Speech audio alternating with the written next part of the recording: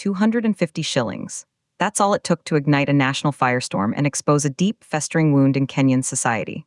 Welcome to Kenya News Update today. I'm your host, and for the next 12 minutes, we are diving deep into the story that has every social media platform buzzing, every Matatu conversation heated, and every Kenyan asking one fundamental question: what is the true cost of dignity in our nation? This isn't just about a viral video. This is about a price tag being placed on human life, on justice, and on the very soul of our country. The figure 250 shillings has become a symbol, a rallying cry, and a damning indictment. And it all started with one tragic incident and a single staggering statement. To understand the explosive reaction, we need context. The immediate trigger was a devastating road accident in early 2023 along the Nairobi-Nakuru highway. A public service vehicle, a bus, was involved in a horrific crash. The details were grim, as they always are. Lives were lost, families shattered. In the aftermath, as the nation mourned, a video surfaced from the scene. In it, a government official, an officer from the National Transport and Safety Authority, was heard speaking callously about the victims. But the real powder keg was a subsequent statement made during a public forum. A high-ranking official, in a moment of shocking candor, was quoted stating that the fine for a PSV operator found liable for such a fatal accident was, quote, only 250 shillings. The exact wording and source are debated, but the core message, captured and amplified by media outlets like Citizen TV, NTV, and the Daily Nation, was clear: the official penalty, the state's formal valuation of a life lost due to operator negligence, was absurdly, insultingly low. This wasn't a new law. The Traffic Act has long had stipulated fines for various offenses, some dating back decades and never adjusted for inflation or the gravity of consequences. But the vocalization of it in the wake of fresh carnage made the abstract brutally concrete. The key players? Grieving families, a furious public, defensive government agencies, and the PSV industry itself, often accused of prioritizing profit over safety. The timeline is a cascade: the accident, the viral video, the official's remark, the media storm, and now, a national conversation that refuses to die down. So let's break down the core facts. The specific legal provision cited originates from the Traffic Act, Cap 403.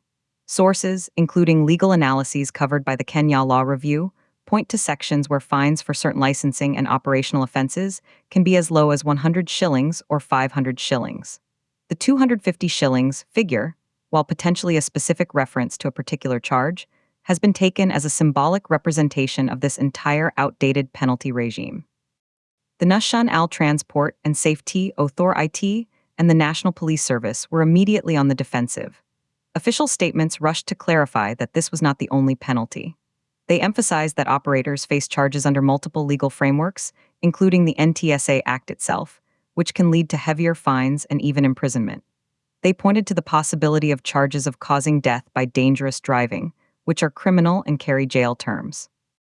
However, the public relations effort was drowned out by the sheer emotional force of that one number. Key statistics fuel the outrage.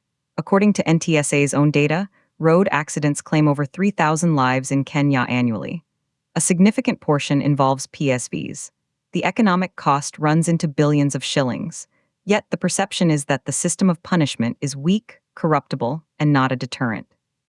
Expert analysis from transport economists and legal scholars, interviewed by outlets like KTN News, confirms the core issue: the legislative framework is archaic. Fines set in the 1970s have never been revised. A fine of 250 shillings in 1975 had real purchasing power. Today, it's less than the cost of a decent meal. The analysis shows a complete disconnect between the statutory penalties and the scale of the tragedy they are supposed to address. It's a system that, on paper, makes a traffic violation nearly as punishable as a fatal corporate negligence. But this story has multiple, clashing perspectives.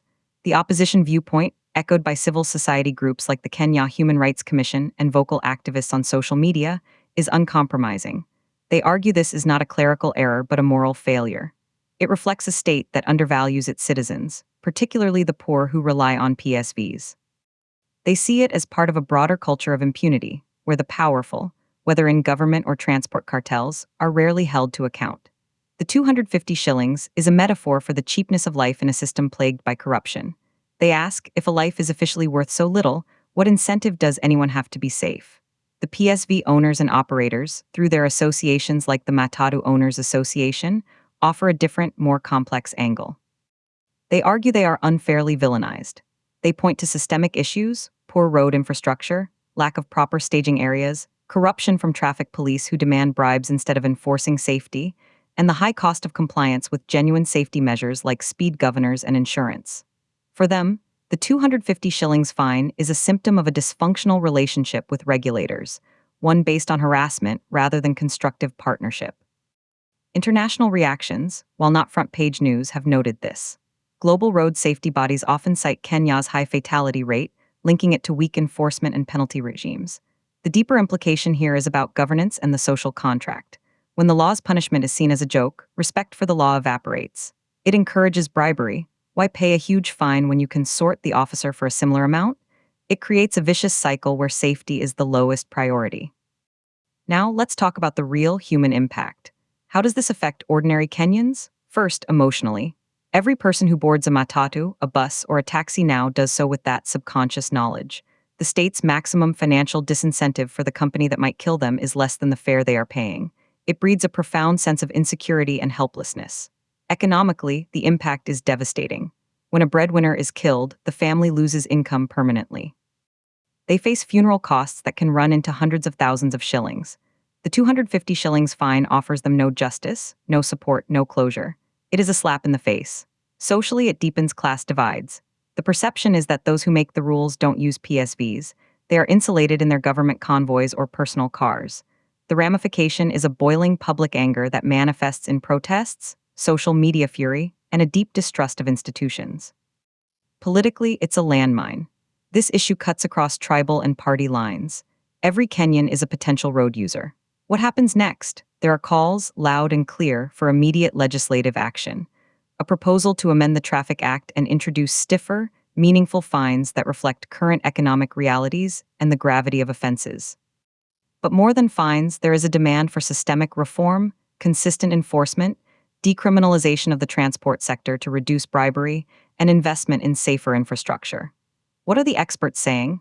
Transport safety experts like Dr. David Mwangi, whose interviews have been featured widely, are clear the penalty must hurt.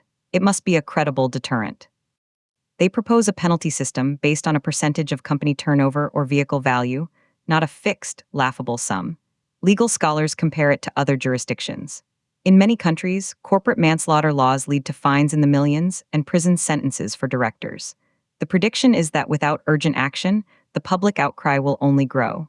This incident has become a focal point for years of pent-up frustration over road safety. The forecast is for continued pressure, with this symbolic 250 shillings figure being used as a stick to beat the government into action until concrete, visible changes are made to the law and its enforcement. The key takeaway is this: Kenya is having a long overdue conversation about value. Not just economic value, but the value of a human life, the value of accountability, and the value of effective governance. 250 shillings trend is a symptom of a much larger disease. What to watch for now is whether this public fury translates into tangible parliamentary action and a genuine overhaul of a broken system. The eyes of the nation are on the next move from the Transport Ministry and the legislature. The cost of inaction is measured in lives, and the price of change, it seems, is far greater than 250 shillings. Subscribe to Kenya News Update today for more breaking news.